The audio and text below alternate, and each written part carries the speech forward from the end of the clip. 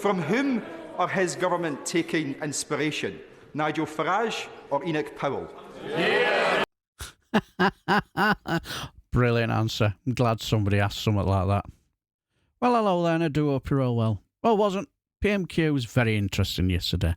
I never expected the leader of the opposition, Keir Starmer, to take on the Prime Minister Rishi Sunak on this government's happy place. That is dinghy spotting, and give him a right good duffing up on it as well. Top class. And I also enjoyed watching the leader of the SNP, Stephen Flynn, continue the duffing up of Sunak, and also Suella Bravermen on this asylum law, with one very serious question where he brought in International Women's Day as a bit of a side note, which was pretty decent.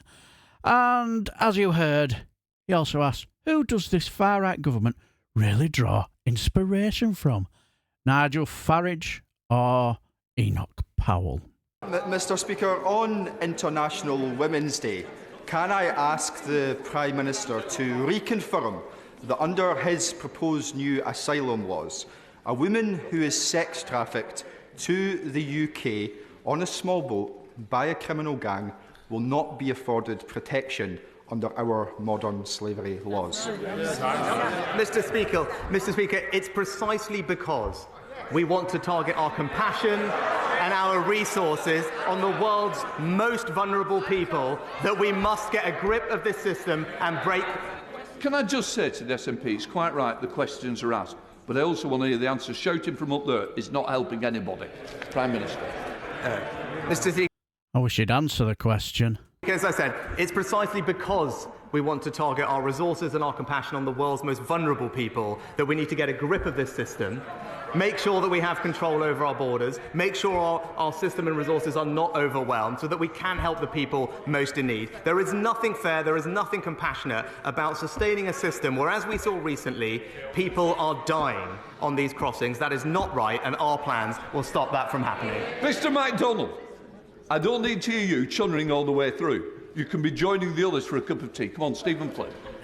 Mr. Speaker, I'll take that as a yes from the Prime Minister, that women who are the victims of sex trafficking will not be protected under our modern slavery laws. What a complete and utter disgrace, Mr. Speaker. But whilst it may shock, it shouldn't necessarily surprise, because this is the Tory government that in recent months has spoken of invasions.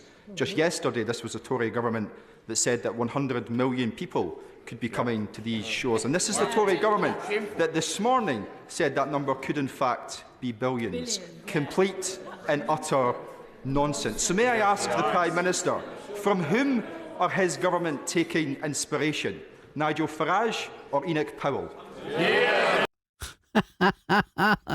Brilliant answer. I'm glad somebody asked something like that. Quite rightly.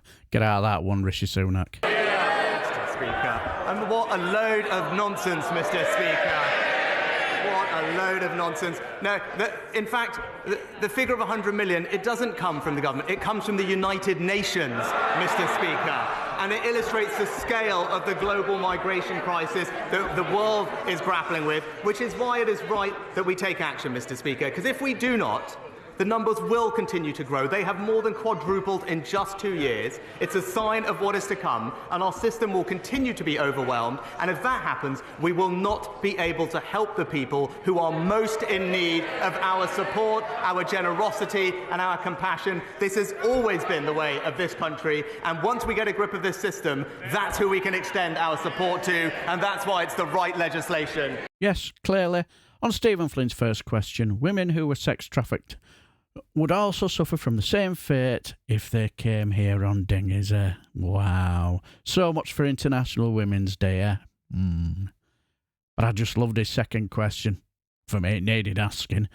Sunak might call it utter nonsense, but clearly the likes of Richard Tice and Nigel Farage screaming at the sea, so to speak, have clearly got these people absolutely creaming themselves and scared to death, aren't they?